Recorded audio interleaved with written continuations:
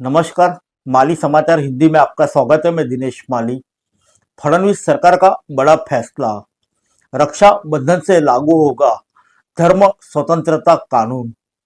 जबरन धर्मांतरण पर 7 साल तक की सजा।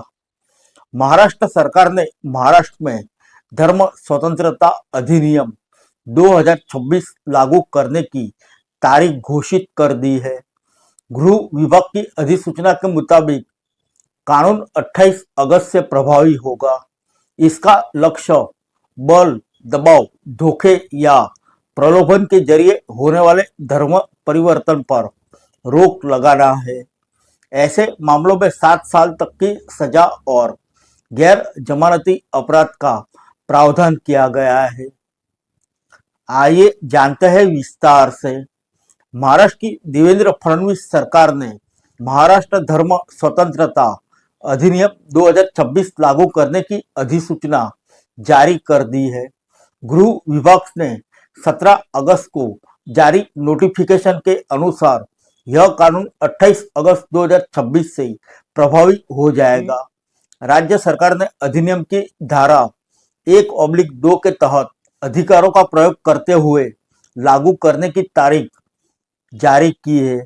सरकार के अनुसार इस कानून का उद्देश्य जबरदस्ती, दबाव, धोखे या अन्य अवैध तरीके से कराए गए धर्मांतरण पर रोक लगाना है। नए प्रावधानों के तहत कोई व्यक्ति किसी व्यक्ति का धर्म परिवर्तन कराने के लिए बल, छल या लालच का सहारा लेता है तो उसके खिलाफ यह कानूनी कार्रवाई की जाएगी। ऐसे मामलों में 7 वर्ष तक की सजा का प्रावधान रखा गया है और यह आरोप गैर जमानती श्रेणी में रखा गया है। कानून में यह भी प्रावधान किया गया है कि यदि कोई व्यक्ति आपसी इच्छा से धर्म परिवर्तन करना चाहता है तो उसे निर्धारित अधिकारी के समक्ष 60 दिन पहले आवेदन देना होगा। इसके बाद नियमानुसार प्रक्रिया पूरी की जाएगी। राज्य सरकार के फैसले से सबसे अधिक चर्चा उस प्रावधान को लेकर हो रही है जिसमें कथित तौर पर धोखे, छल या केवल धर्म परिवर्तन के उद्देश्य किए गए विवाह का मामलों का उल्लेख किया गया है।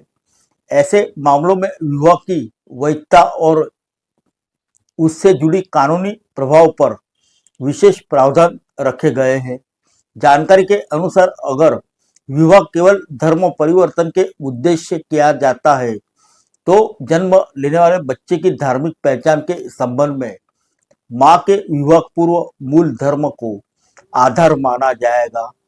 शिवसेना नेता संजय निरुपम ने कानून का समर्थन करते हुए कहा कि इसका मुख्य उद्देश्य जबरदस्ती, दबाव और लालच के जरिए होने वाले धर्म परिवर्तन को रोकना है।